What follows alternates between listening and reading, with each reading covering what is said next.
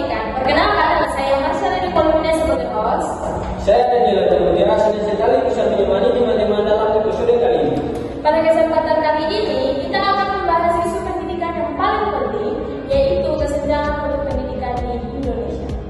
Meskipun pendidikan merupakan hak setiap warga negara, kenyataannya kualitas pendidikan yang diterima berstrategi di berbagai daerah masih belum merata.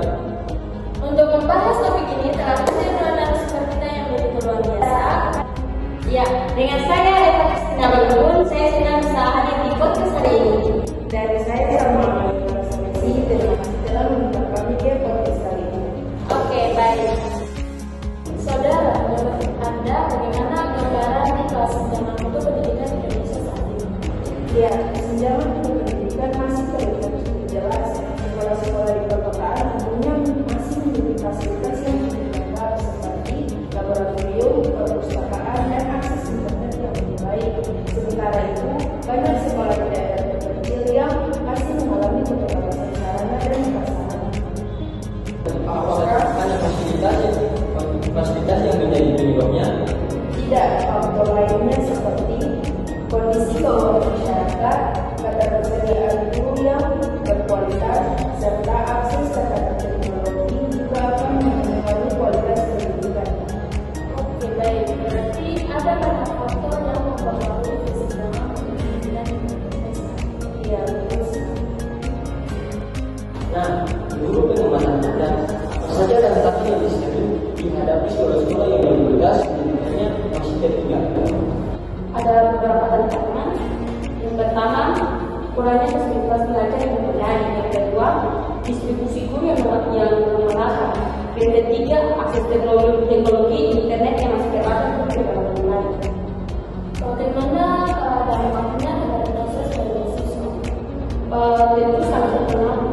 Siswa menjadi memiliki akses yang berbeda terhadap sumber belajar. Akibatnya, kesempatan mereka untuk berkembang juga tidak sama. Padahal setiap anak memiliki hak yang sama untuk mendapatkan pendidikan yang berkualitas.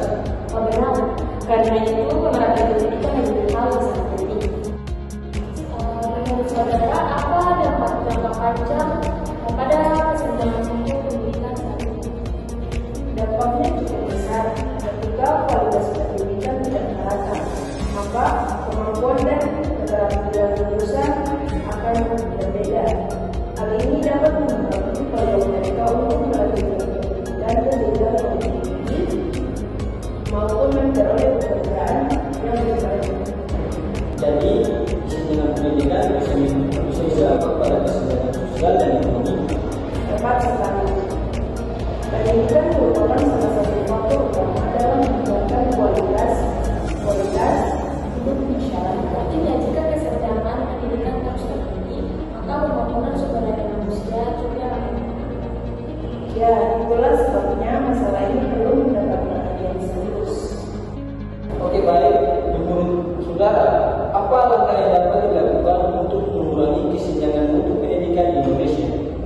Menurut saya, pemerintah perlu meningkatkan pemerataan fasilitas pendidikan, memperluas akses internet, dan memastikan distribusi guru yang berkualitas ke seluruh daerah. Bagaimana dengan peran teknologi?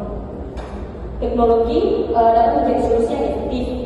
Jika aksesnya tersedia secara merata, melalui teknologi, siswa dapat memperoleh berbagai sumber belajar tanpa terbatas oleh lokasi. Selain pemerintah, apakah masyarakat juga memiliki peran? Tentu, karena stakeholder itu sangat penting. Di situ ada keterlibatan siswa, orang tua, dan masyarakat. Perlu bekerja sama dalam mendukung pendidikan. Supaya mereka dapat belajar secara optimal. Jadi, upaya untuk mengatasi kesenjangan pendidikan saat ini membutuhkan kerjasama daerah. Ya, benar sekali. Ya, dari diskusi hari ini kita dapat memahami bahwa kesenjangan mutu pendidikan masih menjadi tantangan besar di Indonesia. Namun, dengan pemerataan fasilitas, peningkatan kualitas guru, dan pemanfaatan teknologi serta dukungan dari seluruh masyarakat atau stakeholder, kesenjangan tersebut dapat terus dikurangi. Terima kasih kepada saudara Salma dan saudara Eva yang telah berbagi wawasan dalam episode kali ini. Terima kasih kembali, semoga diskusi ini bermanfaat. Terima kasih, semoga pendidikan di Indonesia ini